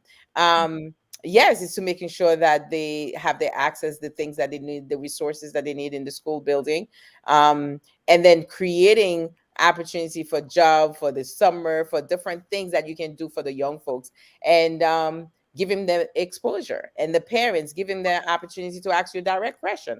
Because let's say constituent services, I'm big on that, because that's a really directly impact people's lives. And then let's say you have a problem with your DEP, you have a problem with DOT, you have a problem to get a hump and a full stop, whatever it may need, I'm here for you. And it's directly, and my office is strategically centralized my office to create access for everyone. Almost all the buses pass around my office to make sure people have access. And you have a problem, we have a landlord, we do a lot of workshop to educate our community. We do it around housing, we do workshop around foreclosure, we do a workshop around insurances like Medicare. I touch every aspect. Don't forget that being a registered nurse exposed me to a lot of medical part, and then being in business exposed me to a lot of things that had to do with small businesses and people's lives, and engaging in almost every community organization. So this is dear to my heart, to serve my community, and I'm here to serve them, and I hope they take the opportunity. But I have to say, I'm the highest serving constituent services that we give in our office, more than any other councilmanic district. So I can say people are taking access now, because I'm out there on their faces. I'm out there in front of school. I'm out there in every meetings. I'm out there in birthday party, wherever you tell me. I'm there because I'm very much interested to make my district the best district. That's my goal. So a couple months ago, you were on the show. Or maybe it was, I don't remember the last date you were on the show. And one of our guests was asking a question, and we asked the same question. What are you going to do for schools What are you going to do for districts? And you put your money where your mouth is. Mm-hmm. You put into the budget some money for some hospitals, some libraries, and some after school. Why don't you tell us about that? I was able to allocate a lot of funding in every school building because what I did, like I said, I met all the principals, not just for fun. I met the principal to know what kind of resources they're looking to have in their school. And I said, give me your wish list, like from 1 to 10. So I can proudly report to you, I address at least 2 of your 10 and the top priority. So that's why you see me, some of the school get $1 million, some of the school get 750, some of the school get 550, some school get 175. I can go on and on because according to your priority. But listen to that. Some of the principals said, damn, I could have got $1 million and I only put it with 500 or for 200. So I said, it's my heart and my soul, because I realized one of the things, because education is a highway to success for us, as especially us as Black nation. So if you don't get the opportunity in education, your parents don't have million to leave you, but whatever in your brain, that's what you get for life, and you can manage yourself. And I truly believe in that, and that's the reason I'm investing a lot of time around that. Even cure violence, we never had a cure violence before. Now we have a cure violence 69 precinct to address the young folks that's on the street, that come home, that don't have nothing, no access. So it's creating opportunity all across. And that's what I believe in. And I started with the school because I said, if we structure our young folks, properly, the way it's supposed to, create a strong foundation, more likely they're not going to end up in a lot of trouble that we see on the streets. So that's what I do. And what about that 3.1? I heard about some 3.1 million or something. Oh, I just gave $3 million to the library, 2.5 to Jamaica Bay Library, because I truly believe that even though your parents cannot get the latest technology, you should have access to it. So I start by putting them in the libraries to create, real equity that we're talking about in education. Because if you don't have no money, you should. Education is a right, so that's why I'm trying to invest a lot of money in the libraries surrounding our. So people have a chance to go and any research you're doing, you have access. And if you yeah, so that's what I'm doing. So did I hear that you just said you represent a certain part of Jamaica called Jamaica Bay? So you No, Jamaica Bay Library is on Seaview Avenue. Hey, I didn't ask where it was. I'm just asking about the country, Jamaica. I heard that you. No, Jamaica Bay Library. And I just for all the Jamaican listeners out there, that you're not just Haitian, but you're also Jamaican too. I just wanted to know. Yes, I'm Jamaican. Yes, because I have the Bookman in me. If you know your history, Bookman is in me. Bookman was in Haiti, the liberator for us. It was a part of a big movement. Yes, Bookman was from Jamaica, and Henry Christophe was from Grenada. So we have a little. We have a little. I just want to make sure Dr. Bright don't take you all to herself. Yeah, and Canarsie Library have over $20 million, because what happened, we need to build a second floor where we create access for the entrepreneurs, so they can have a place they can go and have the meeting. Let's say you cannot have a big office, but if you're in that library, when you're in the room, everybody will think it's your office. You have a right to reserve it, and at least by the time we finish that library, it will be a hub for a lot of business entrepreneurs and as well as our young folks that want to start something, so they can orient themselves. So give them a startup. That's all. I'm kind of excited for the opportunity, so I can create opportunity around my district. All right. I just thought I'd pull up Jennifer Joseph's comment right away, so people see that. I mean, I ask you these questions because people need to know why they need to keep you in office, right? Why they need to keep you just got elected in 2021, and you are essentially doing the things that you said you were going to do. So and any campaign thoughts that you want to work on coming for 2023 for the terms that you for your. So let me go back. Each city council member has an opportunity to serve 8 years. Yes. When it's a redistricting year, as in 2010, They run for a two-year term and a 4-year term. So if she were to repeat, she'll serve the second 2 years, and then in 2025 she run for a full 4-year term for her last term. And Right. the charter change as somebody did in 2009, right? Bloomberg to run for the third term as mayor. Yeah. So anything coming up? I mean, you did a lot in your first 2 terms. And by the way, ladies and gentlemen, let's just be clear. Being a city council person in New York City is considered to be a part-time position. And so let us just be clear about that so people are not confused, right? It's not a full-time job. It's part-time position. So is the state, so is the Senate. But you're expected to do full-time with overtime with only getting paid part-time. Just want people to know that. And in your first 2 years, you've done a great job. Actually, it's not even full 2 term yet. You got elected in 2021. You started in 2022. So it's really Roger, not. I don't know if it's a part-time. I think it's a full-time job. It's a full time now. It's I was because, gonna answer. Yeah. it became full time now. Mm. Okay, that's good. I guess nice promotional for they gave you promotional money too to bring it to full time. So what's on you for the second half of your first term? First and foremost, I have to say thank you. I see Jennifer here. She's awesome working with the speaker office, one of the best speaker we ever had in New York City, the first Black woman to be a speaker of New York City. It's a blessing, and I feel so so blessed to be able to work in that team. And I'm gonna tell you, because of my speaker, that's the reason I'm able to get all this funding. By the way, let's keep it real. I like to keep it real. And looking forward, I know I have a lot of plans because I want to finish my parks, because the parks, I truly believe park space should have everything, every access for our kids, for our youth. Sport is so important. And we know statistically proving, once you play sport, there's a big chance that you will be in the corporate world. So 83% of the corporate world play some kind of sport. So what do you think I'm doing? Making sure every child have an opportunity to play one or more sport. So now I'm working on the soccer field. So I'm looking forward to get that done. It's a lot of money, I know.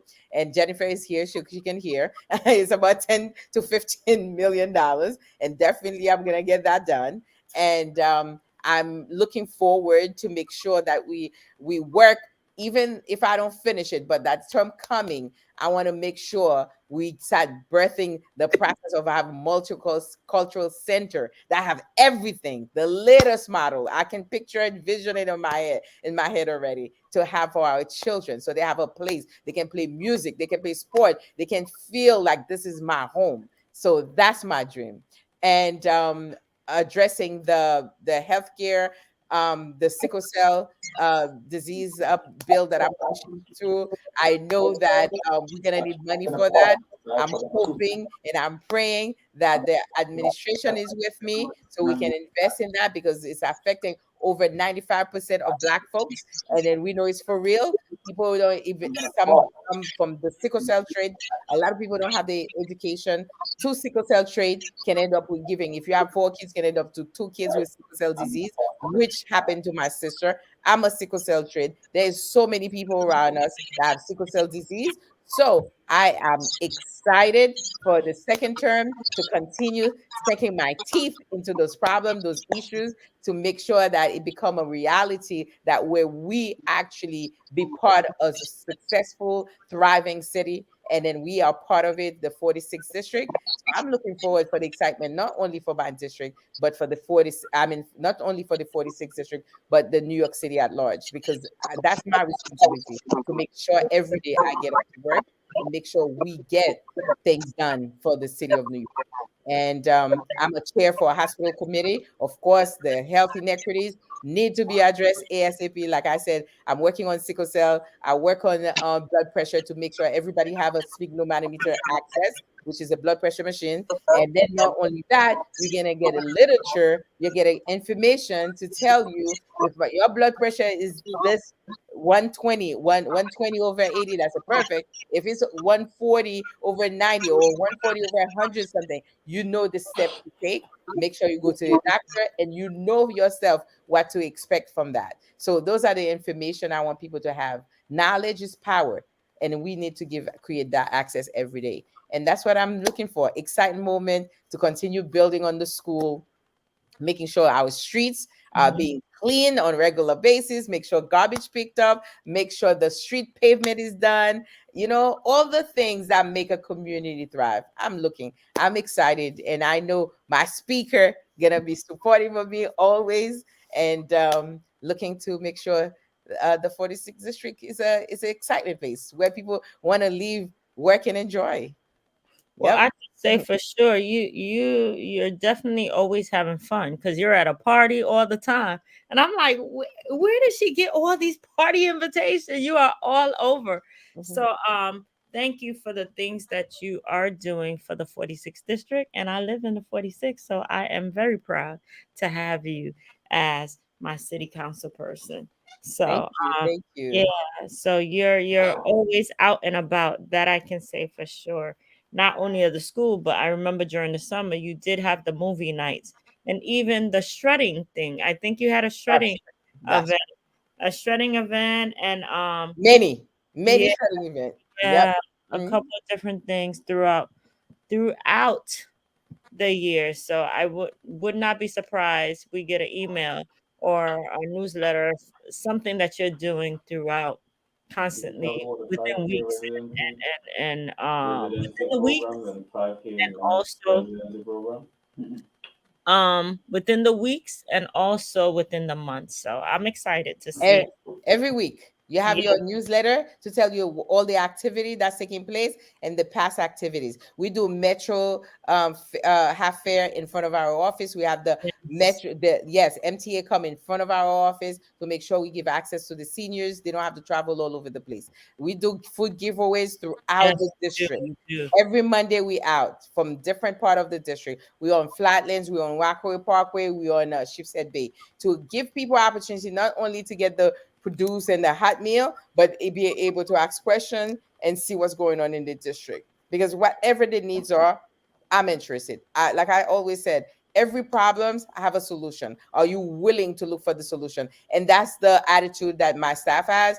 And then they all have the same attitude. Like we have to work, and I'm loving it because I come to the space to work, and I'm excited every day. Oh, there is a question. What is the 5K residency nurse program? What is that? Oh, that's exciting.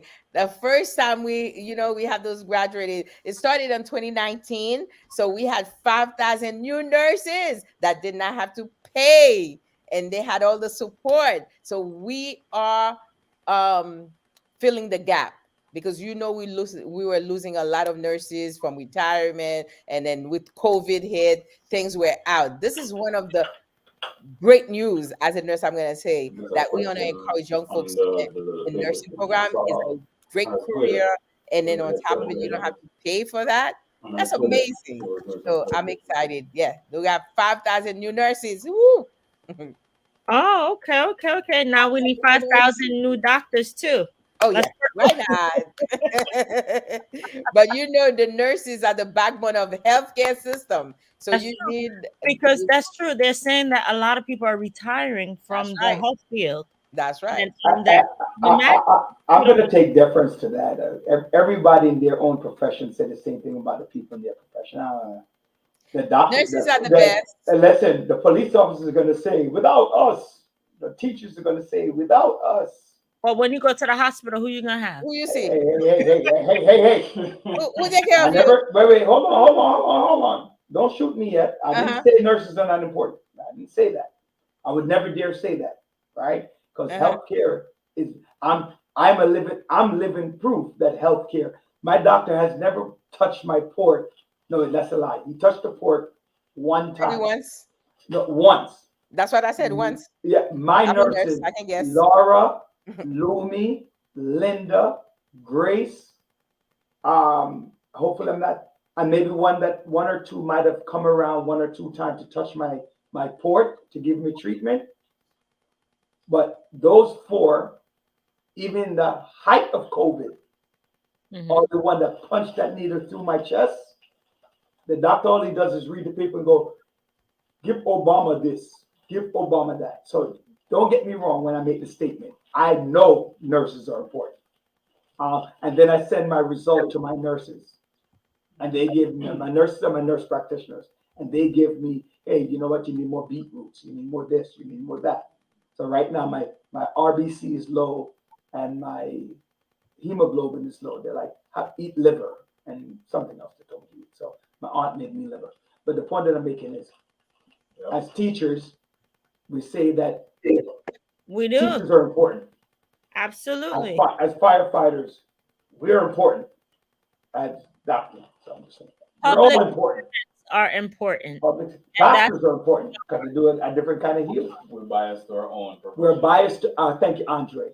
I just said it best. We are biased to our own profession, and our profession are all. I would not say that. Yeah, Wait.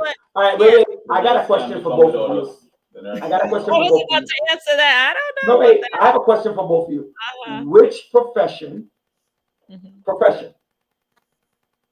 you believe would say the least that their profession is not at the top of importance? Which one? I would not answer that question for Exactly. for Exactly. many reasons. Wait, As a nurse, wait. You're and not as allowed a to answer. council member, I'm Wait. not here to put Exactly. nobody's Exactly. Doctor, you can't answer that because you represent a whole bunch of constituents. Dr. Bryant, you answer it. What I'm gonna answer is Yeah, we you're gonna be appreciate the work yeah, that you got a political. Mercedes, tell us a little bit how you're doing some work. You're on Instagram, you're on Facebook, you're all over. Tell your constituents, tell the people who want to reach out to you, even donate to your campaign. Where can they get in touch with you? Well, for the campaign is different than But you can do both of them here. Don't worry for about the it. council. If you need Yeah. services from You me, can do both here. You can do both here. 5827 Flatlands Avenue. We at 718-241-9330. So I will be more than happy to continue serving and making sure that you get all the access when it comes to the agency in New York City. But in the council, that's a council part. In the city council, now the campaign part, you're gonna have to reach out to my campaign manager, Andrinia, which is one of the best lady, Burgess. So you can always call her at 347-992-7639. 347-992-7639 to donate. And we appreciate every donation. And right now, more than ever, we need volunteer, to take care of the poll, to make sure people get the information. Because I still have a Republican and independent on my, on the petition. So therefore, on the ballot. So therefore, I want to tell everyone, encourage each other. Don't count on your neighbor's gonna go and Mercedes already a winner. No, that's not the way it works. Once it's an election, there is another name on the ballot. You have to be serious. You have to fight for what you believe is the person that you want to represent your district. So I would like to believe that you want me to continue the work that I'm doing with my amazing team that well dedicated to work for you. So we working for you, and no problem is a big problem for us to follow through. And they're very efficient in my office, not because they work for me, for the 46. I'm saying because they are dedicated folks that work in my office to serve you. So I hope and pray that you get out as you're listening to me. Call your friends, call your neighbors, call your family that can register in the 46 to come out and vote for Mercedes Narcisse, because I will not let you down. And as you can see, I'm just excited to serve. I have the compassion to serve. The same skill that I carry from nursing, that's the same skill that I'm using in the council to serve you with all my heart, with all integrity, because I believe in serving and making sure my community get the best out of City of New York. So where can they go to vote? When can they start voting? You said early voting start when? 28th. On the Okay. 28th, Saturday to all the way to next Sunday, they can vote. And then on the 7th, it's gonna be from 6 a.m. to 9 p.m.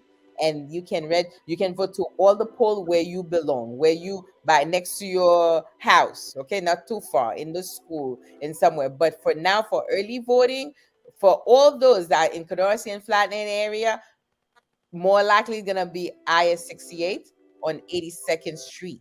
The same way you vote last year for early voting is the same spot. And if you're not so sure, you just put on that Google, you just put find my poll site, you will get it. You put your address, you will be at your poll. More likely, I'm saying, if you live on Flatlands, you live in Canarsie, you will be in some part of Mill Basin, you will be in the IS 68 to vote. And if you live by the Seaview Village, the little part of it that's in the 60th, you're gonna do Vandalia. And then you have received the book. Once you're a registered voter, if you're not so sure, go back to that book and look at it. It will tell you exactly where you vote. Exactly. But on the Tuesday, on the 7th, it will be near your school, your address where you usually regularly vote on the day of election. So I'm here to serve you. I'm excited. I hope you are excited enough to get to the poll. And it doesn't matter if it's only Mercedes. Once there is a poll to vote, come out and vote, because voting says a lot about the community. And I believe that my community are very intelligent folks. So I'm hoping to see you at the poll, all of you, because I know that we're going to continue doing amazing work together. Thank you so much, Councilmember Narcisse, and thank you, everyone. Thank you, thank you for watching, viewing, sharing, participating on The Village. I am Roger Daly, your host. We're joined with Dr. Bryant. Our co-host is Dr. John L. Sampson is with us. He's our co-host with the most, and our guest tonight was Councilmember Mercedes Narcisse from the 46th Councilmanic District in Brooklyn, one of our hardest working city council member, who's all about her community, and looking for your support starting Saturday, culminating on November 7th, I believe, on Tuesday, November 7th. Please come on and vote. Thank you. You're watching The Village. We're dedicated. So I want to say, can I say thank you, Roderick, for giving me the opportunity to be here? And thank you, Dr. Bryant, and thank you, my brother. I don't see his face anymore. It's a pleasure to be here with you, and I appreciate the invitation, and I'm looking forward to continue partnering together. God bless you all. You're welcome so much. Thank you. All right. Thank you, everyone. Thank you. On behalf of the entire Village Radio host team, please continue to watch, share, and participate on the Village Radio Talk Show. We will see you next week. God bless. Bye-bye.